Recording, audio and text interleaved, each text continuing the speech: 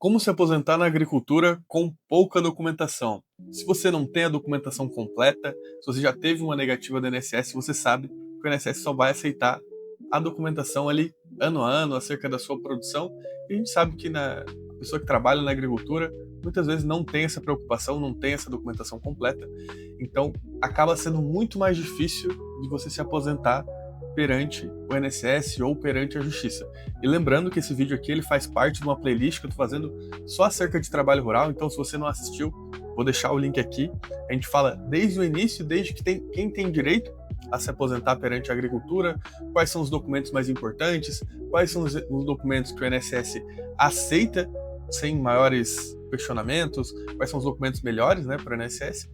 E nesse vídeo eu vou falar acerca daquele caso que a pessoa não tem toda a documentação, tem ali alguns documentos, mas não conseguiu se aposentar de início no INSS ou ainda está inseguro acerca de saber se sua documentação vale ou não para comprovar todo o período rural.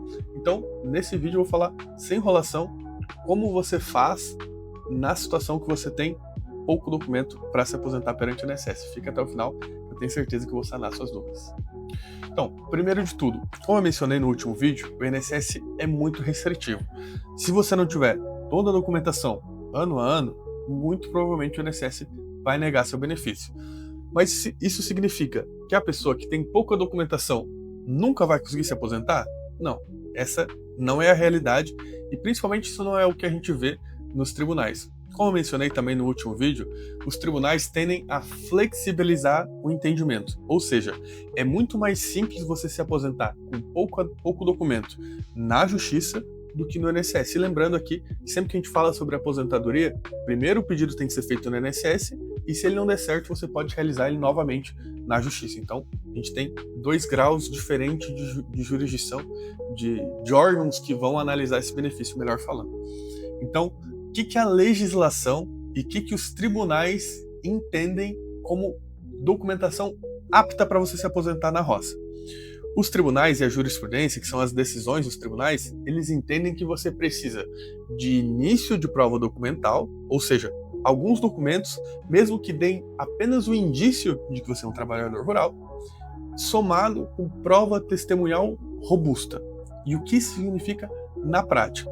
Significa que mesmo com poucos documentos, digamos que você tenha a documentação relativa à sua propriedade, você tem uma propriedade rural, você consegue comprovar, mesmo que por um contrato particular, que você comprou essa propriedade, quando que você comprou essa propriedade, então você consegue comprovar que naquele período ali, você de fato residia em meio rural, ou às vezes você tem o pagamento do ITR, que é o Imposto Territorial Rural, então você consegue comprovar que naquele período ali você estava dentro em zona rural, você residia em zona rural.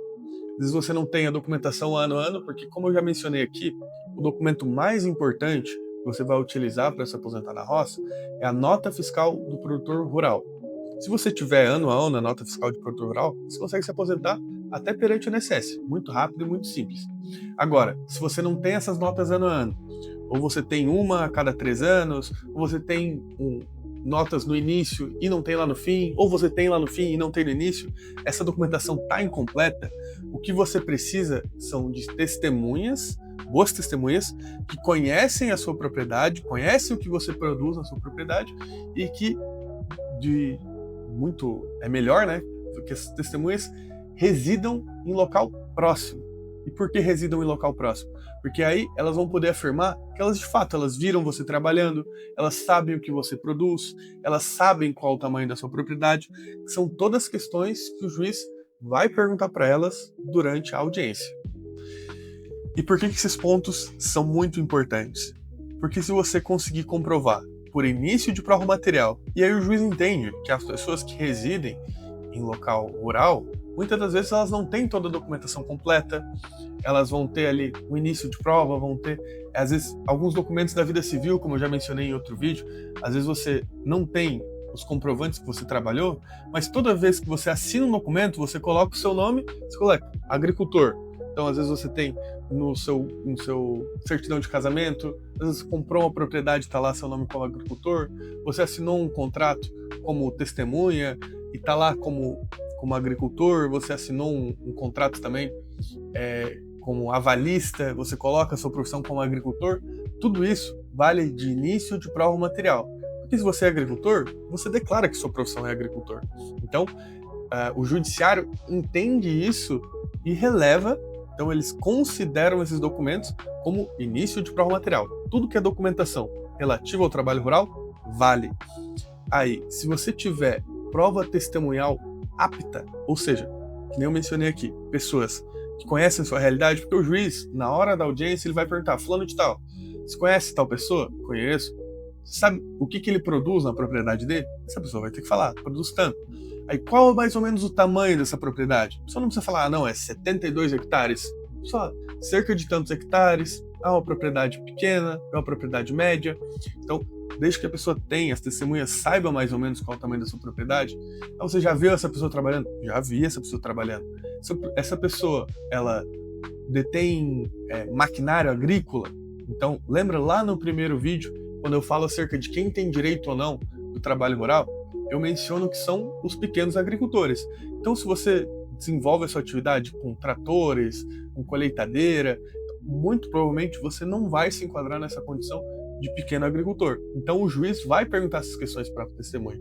Se ela tem conhecimento de que você emprega pessoas dentro da sua residência, ou seja, o pequeno agricultor também, via de regra, não tem empregados, né? A gente sabe que trocar dias dentro da agricultura é comum. Agora, você ter empregados trabalhando para você diariamente dentro da sua propriedade vai fazer com que você se enquadre muito mais como um produtor rural, e aí você não tem a proteção previdenciária, a proteção da legislação para ser um pequeno agricultor.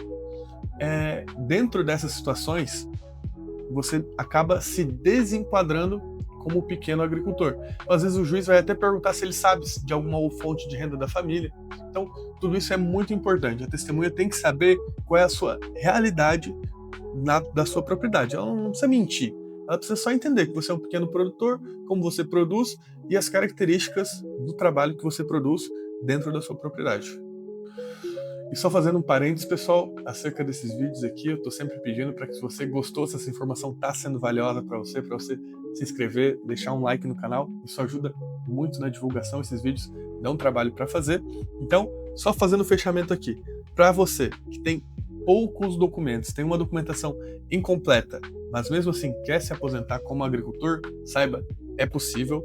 Você consegue fazer isso desde que você tenha início de prova documental, alguns documentos que deem indício de que você é agricultor rural, desempenhou atividade agrícola durante o período de carência, lembrando que são 15 anos, né, antes da data do requerimento. Então, desde que você consiga comprovar esse início de prova documental e você tenha boas testemunhas, ou seja, testemunhas que conhecem a sua realidade no campo, saibam dizer o que você produz, o tamanho da sua propriedade e como você desenvolve a sua atividade rural, muito provavelmente você não vai ter problemas para conseguir. No judiciário, no INSS é muito difícil, tá? Justamente pelo aquilo que eu estava explicando para vocês, mas no judiciário vocês conseguem receber esse benefício previdenciário e aí na maior parte das vezes você consegue recuperar os atrasados, ou seja, digamos que você entrou em janeiro com requerimento lá no INSS, o INSS negou em maio e lá em dezembro você consegue recuperar na justiça, você consegue ter uma decisão positiva na justiça.